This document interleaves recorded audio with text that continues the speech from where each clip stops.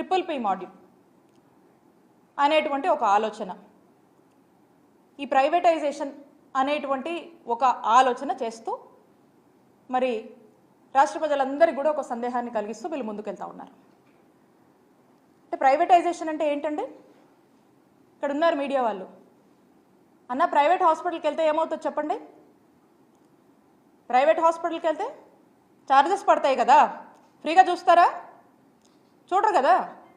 మరి ఈ మెడికల్ కాలేజ్తో అనుబంధంగా ఉండేటువంటి హాస్పిటల్కి రాష్ట్ర ప్రజలు వస్తే అక్కడ మనము ఉచిత వైద్య సేవలు అనేది అందిస్తారు ప్రజలకి.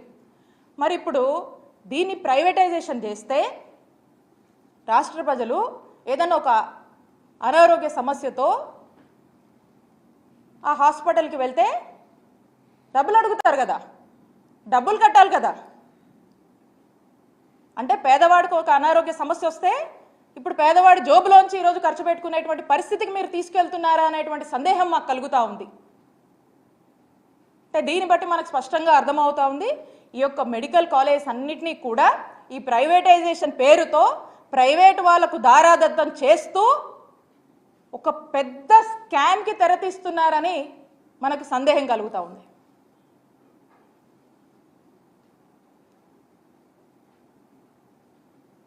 అలాగే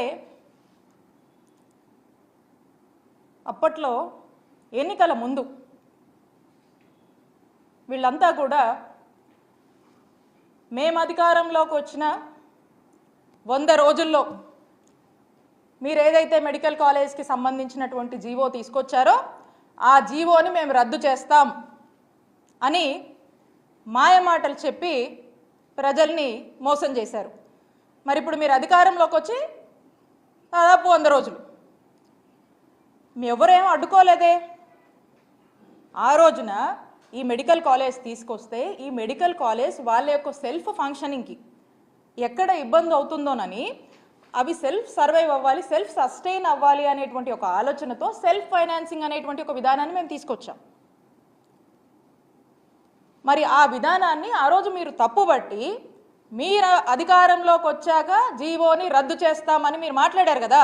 మరి ఇప్పుడు ఎవరు అడ్డుకోవట్లేదు కదా, ఎవరేం ఆపట్లేదు కదా, ఎవరు మిమ్మల్ని ఆపారా? మరి ఎందుకు అదే జీవోని కంటిన్యూ చేస్తూ ముందుకు వెళ్తున్నారు? దీని గురించి ఎక్స్ప్లెయిన్ చేయండి.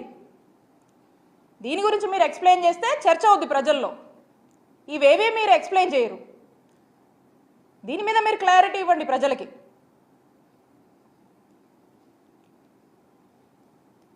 ఈ విధంగా మనం చూసినట్టయితే ఈ కూటమి ప్రభుత్వం ఇక్కడ వాళ్ళే ఉన్నారు, ఆ పైన వాళ్ళే ఉన్నారు. వీళ్ళు చేయాలంటే, మనసు పెట్టి చేయాలంటే ఖచ్చితంగా ఈ సంవత్సరం రావాల్సినటువంటి 5 మెడికల్ కాలేజ్ అందుబాటులోకి వచ్చేవి. రేపు రావాల్సిన వాటి గురించి కూడా ఒక ప్రణాళిక, దాన్ని కూడా ఒక యాక్షన్ ప్లాన్ అనేది నడిచేది. కానీ మీలో ఆ కమిట్మెంట్ లేదు, మీరు ఆ రెస్పాన్సిబిలిటీ తీసుకోవట్లేదు.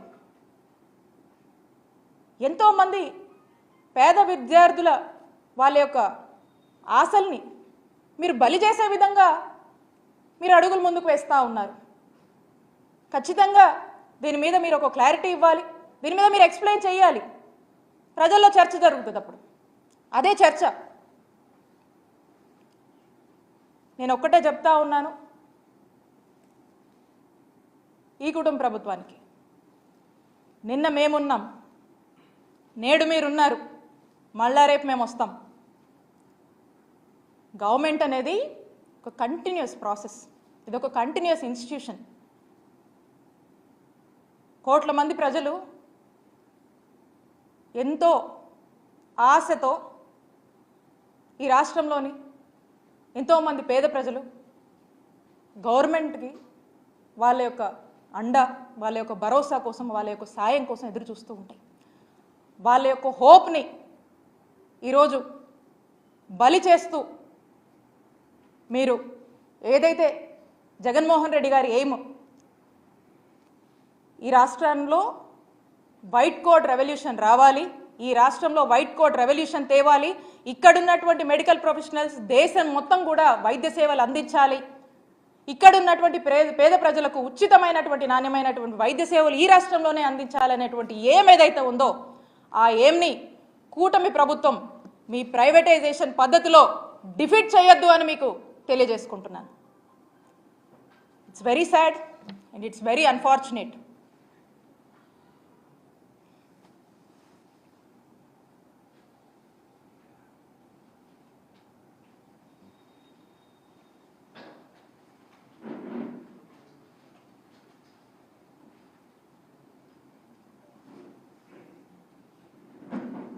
Thank you.